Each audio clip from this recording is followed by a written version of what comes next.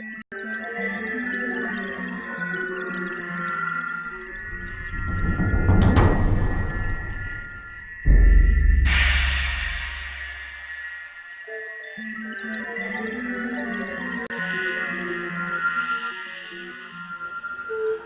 I was 8 years old, I began having this dream, and I've had this dream over and over and over ever since. It's of this dark forest, and there is this clown running through it, always just running and running and running and running. And I never catch it, it never says, it never stops, it never talks to me, it just runs.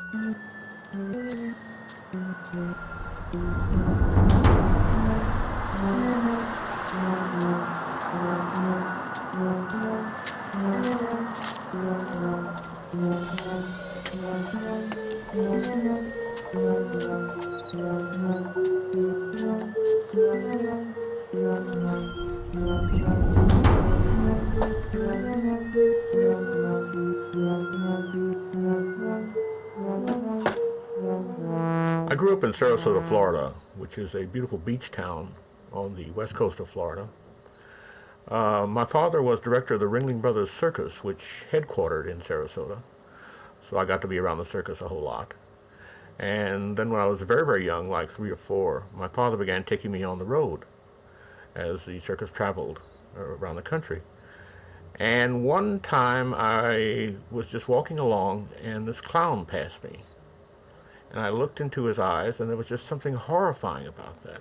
And after that I began having these nightmares, these dreams. I couldn't sleep for literally years on end until later in my life when I began trying to set up some kind of system that would ward off this fear. After this clown looked at me, there began to be these transformations in my body that every time I'd see a clown, I'd just get this panic attack and basically have to run away, but then couldn't run away. And this happened over and over and over, whereas the clown before had been just kind of like an object of delight. They now became this fear, and it was so visceral. It was just in my body continuously and just stayed there to where I could no longer, when I used to just enjoy looking at clowns, watching them because they're really funny, I suddenly just have to look away all the time. I couldn't look at them. I was always diverting my eyes, always also looking. Because I was in the circus, there were clowns everywhere, and you had to be really careful, otherwise you'd see or be seen by clowns.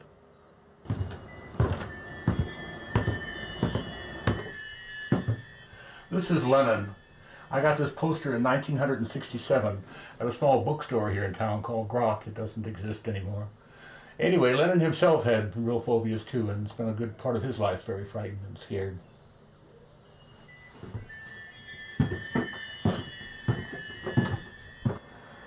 I found out that I wanted to get out of my own situation and travel around to find out where these figures could be that would help me with my phobias.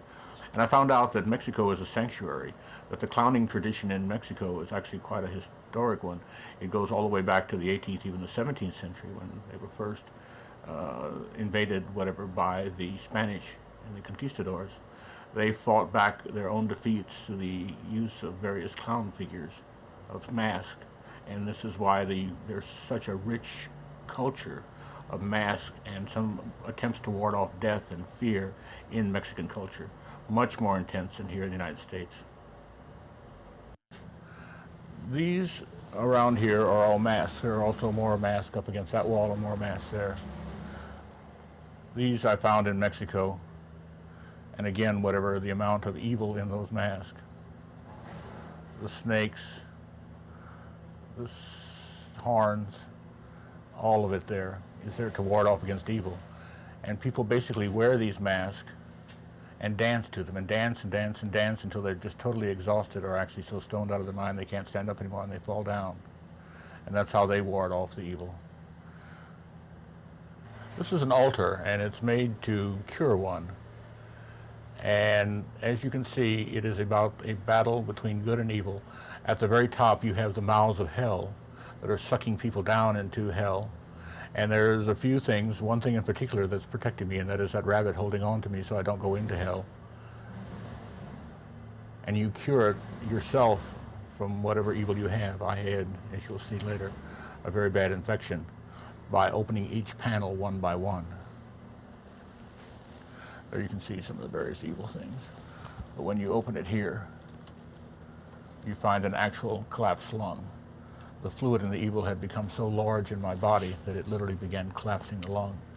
And I was in the hospital for 2 weeks having that stuff pumped out of me, this red goo. I was actually horrified. But because of the magic of the altarpiece, I in fact survived that. This was the shock of the doctor when I got up and stood up and lived. I've collected a lot of masks in my life, and they were always collected, I thought, whatever, to help me ward off the power of clowns, make me more safe behind a mask. And I got to thinking, hold it, these are clowns that have these masks. They must have their own fears, and that's what they're covering up themselves. They not only have their own fears, but they portray them dishonestly as if they don't with a mask. They have no power over me. And this has helped me tremendously to get through life without all that fear and just total paralysis that I've had in the past. This is a journal I made a number of years ago coming back on a bus from Mexico. I have read that clowning started back in ancient Rome in the Colosseum. When some enemy was killed, a man would run out and skin the dead person's head. Then he would put that skin over his face and dance around, mocking the slain person, making fun of his death, much to the delight of the crowds. So that explains the blood on the red lips of clowns and the nose and the dark eyes, later drawn like a cross, like a dead person's eyes in the drawing. It sure explains why we are naturally afraid of them. They represent death. They invoke a fear in me that is inexplicable, and moreover, it creates an obsession where I have to collect, have to get more icons, have to get more spirituality to combat them.